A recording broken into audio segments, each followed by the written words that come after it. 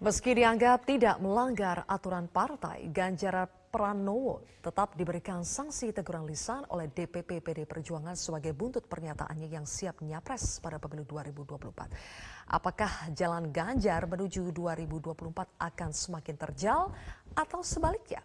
Saya akan membahasnya bersama dengan politikus PD Perjuangan Deddy Sitorus, Ketua Relawan Ganjar Pranowo atau GP Mania, Immanuel Ebenezer, dan pakar komunikasi politik Henry Satrio. Selamat malam Bang Deddy, Bang Noel, dan Malam, juga Bang. Mas Hensat. Selamat malam. Selamat malam Mbak Oke. Sylvia.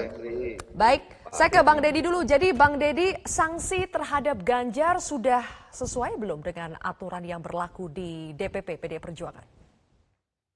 Ya, saya kira sanksinya sudah sangat sesuai. Itu sanksi yang paling bobotnya di bawah karena tidak ditemukan pelanggaran disiplin yang cukup dalam gitu ya, dalam artian anggaran dasar dan anggaran rumah tangga kita serta perintah partai, dan konteksnya juga sudah dijelaskan sehingga beliau hanya menerima teguran lisan gitu ya. Jadi saya kira itu sudah sesuai diputuskan oleh DPP partai. Kalau Bang Noel melihatnya bagaimana? Ganjar dikenai sanksi teguran lisan meski dinilai tidak melanggar aturan partai. Kalau tidak melanggar namun tetap diberikan sanksi lisan, itu apakah GP Mania mempertanyakan hal tersebut? Enggak, justru gini Mbak. Tadi kan yang disampaikan Sekjen PDIP itu kan sebetulnya selaras lah ya.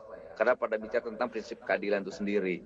Ketika Dewan Kolonel diberi sanksi SP3, maka wajib juga Mas Ganjar ada sebuah sanksi. Karena ini kan bicara tentang disiplin partai. Kita lihat Bu Mega dalam hal ini sebagai Ketua Umum telah melakukan yang namanya hal prinsip keadilan itu sendiri.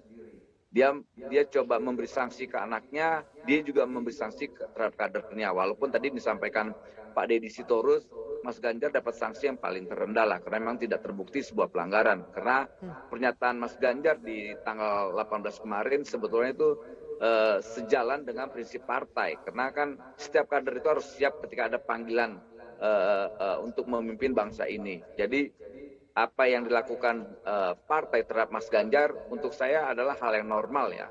Karena ini kan bukan organisasi sekelas yang tidak punya disiplin kali. Tapi ini kan partai yang dipimpin oleh ketua umumnya yang punya keteguhan, dan partainya juga punya disiplin partai. Saya rasa itu hal yang normal.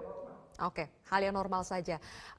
Mas Hensat, ada pernyataan kalau salah satu alasan kenapa Ganjar tetap dijatuhi sanksi meskipun tidak melanggar aturan karena pernyataan Ganjar ini multitafsir. Kalau untuk bangsa dan negara ya semua harus siap, begitu ya kata Ganjar ketika ditanyai soal kesiapannya Pilpres. Itu multitafsir atau tidak kalau menurut komunikasi politik?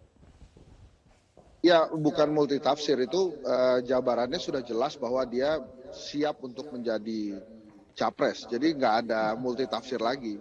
Yang multitafsir itu justru terjadi sequence sebelumnya itu loh Mbak Sylvia. Sebuah kejadian politik kan tidak mungkin dia berdiri sendiri, tapi pasti ada kaitan dengan kejadian-kejadian sebelumnya. Nah kalau terkait dengan Pak Ganjar ini kan kejadian sebelumnya ya jelas ada sanksi ke Dewan Kolonel, kemudian ada Golkar kemarin, sebelumnya ada kejadian Batu Tulis, ada deklarasi Anies Baswedan oleh Nasdem. Jadi memang sekuensinya tuh ada. Hanya saja sekarang kan terjadi publik jadinya bertanya juga gitu. Kenapa satu sisi Dewan Kolonel yang mendukung Puan Maharani diberikan surat peringatan secara tertulis ya. Sementara Pak Ganjar lisan gitu ya. Surat peringatannya itu juga ditandatangani oleh Pak Hasto Sekjen. Nah ini dipanggil juga oleh Mas Ganjar, ini dipanggil oleh Pak Hasto, dan kita bisa lihat ini pemberian sanksinya nih seru juga ternyata, pakai ketawa-ketawa kan.